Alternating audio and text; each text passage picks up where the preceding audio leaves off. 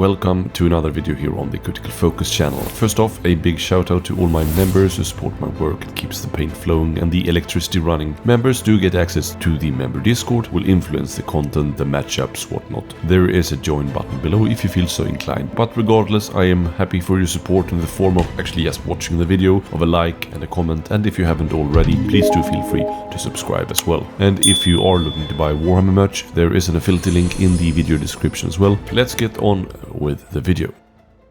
Okay, let's crank out this last deck review as well and let us be done with this huge pile of content. So a big thank you to Games Workshop who have kindly sent me this rival deck to review and playtest ahead of time. The Reckless Fury thematically ties in with the white hot wrath of war erupting from the city's raw emberstone deposits. Well, no time to waste, let's check out the searches of this second strike deck. Frenzied Rush is scored after an action step if you have charged fighters in enemy territory to a glory total of 3. Basically charge in Drom, Morgok, Kanan or Crowjacks and you're done. Next, Sally Forth is scored immediately after your opponent's action step if you have at least one friendly fighter on a treasure token in enemy territory with a charge token. That's very basic as well, just consider it during the token placement. Living Bludgeon is scored immediately after an action step if a friendly fighter has a god and a charge token, while not being in friendly territory. So this is pretty simple. If you play 3-man aggro, you'll all be charged out by the third activation, and then in your last one you can go on guard. But ideally I would want to score this via guard ploys rather than wasting my activations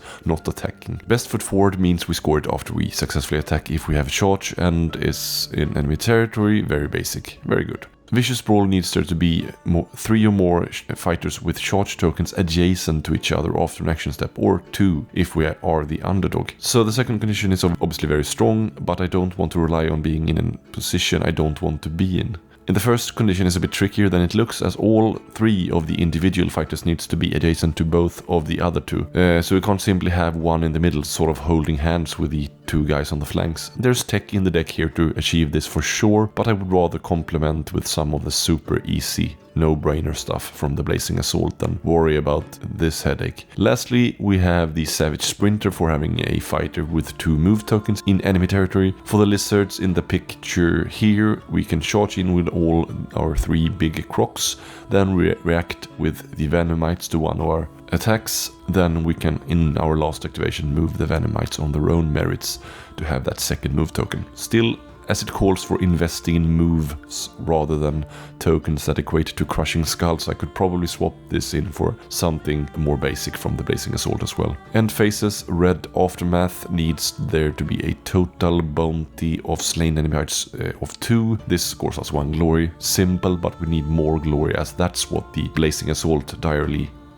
lacks. Bloody Momentum then for 2 glory needs 2 more friendly fighters with a total bounty of 4 to have charge tokens in enemy territory. That's more like it. This is what we need. Reliable 2 glory classic aggro end phases. Thank you. Unrelenting Massacre for 3 glory needs all fighters to have charge tokens. This is way swinging a card and sort of reads like Annihilation in some cases. Obviously you could focus on leaving the charged enemies alone and whatnot. That being said, I sort of like it as a third end phase, and we can't be too picky when we mix the 2 current strike decks. Obviously we can mix other stuff in here as well, but yeah. Aim for the top scores us 1 glory and means that the total bounty of slain and or damaged fighters is 4 or more. Also very basic and simple. Then we have another solid 2 aggro end phase from all fighters in the same territory having charge tokens and a total bounty of 4 or more. Obviously 1 fighter with a move or without a token at all will mess it up. So it's a bit swingy, but I still sort of like it. It's not too hard to score in the second or third end phase, when we should have killed a fair amount of fighters. Don't forget you can use the mid zone to achieve this as well. I'll probably use this card. Blood-Bathed Rampager finally for 1 glory needs a friendly fighter to have 2 or more charge tokens. We have tech for this, but we also have even more basic end phase 1 glory in the other strike deck, so I'm not sure we need this one. Ploy then, over to you, is played immediately before removing a slain friendly fighter. Token, if slain by an attack, you pick a friendly fighter or the attacker and simply hand over all of your tokens. Pretty fun, but my experience is that most attacks are charges anyway, so giving an extra charge to an enemy really doesn't do that much, but getting that extra charge token to a friendly fighter could help us score some of the stuff I don't really care to score in this deck, and of course it's situationally very decisive to chuck a charge token on a non-charged fighter. I will sort of have to play test it, I guess. Get it done means you pick 2 friendly fighters and give one of them the charge token of the other guy. That's a pretty sweet way of accessing a second charge or something on your key fighter with all the UC upgrades. And this is of course very good. Braced is give a fighter a charge token. This can achieve the second charge token on a fighter, but it can also be slapped on a fighter you don't care to activate to achieve charged out state and hit again with one of your favorites, just like the previous card. Catch weapon is give a fighter a charge token after a successful attack, so this is pretty evil on enemy fighters specifically, but you can obviously use it on yourself as well. Quick shift picks a friendly fighter with a move token and remove one move and change it to a charge instead. The amount of charge token manipulation here is pretty wild, but I'd much rather see this than the ping, so yeah, I guess I'm biased. Outburst picks a friendly fighter with a charge token and rolls an attack dice for each enemy fighter. If you are the underdog, you roll dice equal to the round number instead. On hammer, you deal 1 damage. Nah, I'd rather take something like Twist the Knife, Determined Effort or some stuff like that. The sort of elite warbands that thrive with this deck don't need no pesky ping. That's for weaklings that don't hit good and proper. Lost Legacy is played after you discard a slain fighter's upgrade. You instead return the upgrade to your hand. That's very, very nice. Push Through picks a friendly fighter with a bounty of 2 or less and inflicts 1 damage, and doing so means that they can use core abilities in the next activation as if they had no move or charge tokens. That's pretty dope. Yeah. The damage might even help us on some warbands that like this deck anyway, like Drom or Morgoth. Just pile on the Tithe and the Wa. Reckless Attitudes means enemy fighters can't use core abilities other than the charge ability next turn. That's really evil on a charged out enemy warband. Trust me, I've been on the receiving end of this card. Diving in picks a friendly fighter and pushes them 2 hexes and must end adjacent to any fighters with charge tokens. Make sure you have those amount of bounty charged out fighters in the right territory, for example, for your UC big end phases. Upgrades then, headlong charges plus 2 move on charge, awesome, 5 hex charging Archskull. Fury's Might is melee grievous if this fighter has any charge tokens and not while using the charge ability. I'd probably include it for the sake of how good this deck is at making charged fighters activate again and how well catered the deck is for elite aggro that has an easy time to achieve that state. Utter Ignorance is the best card ever basically. If you die, you don't die.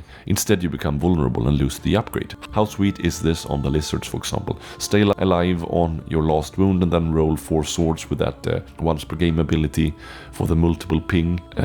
Ouch. And yeah, just generally staying around is pretty good, I've heard. Super annoying on Drom that already have an anti-die ability. You can't return this card to your hand with the Lost Legacy ploy though. That kind of requires your card to go away as a result of a friendly fighter dying, and this doesn't. Keen Eye, awesome, take it. Blade Catcher is deny weapon abilities while you are the target.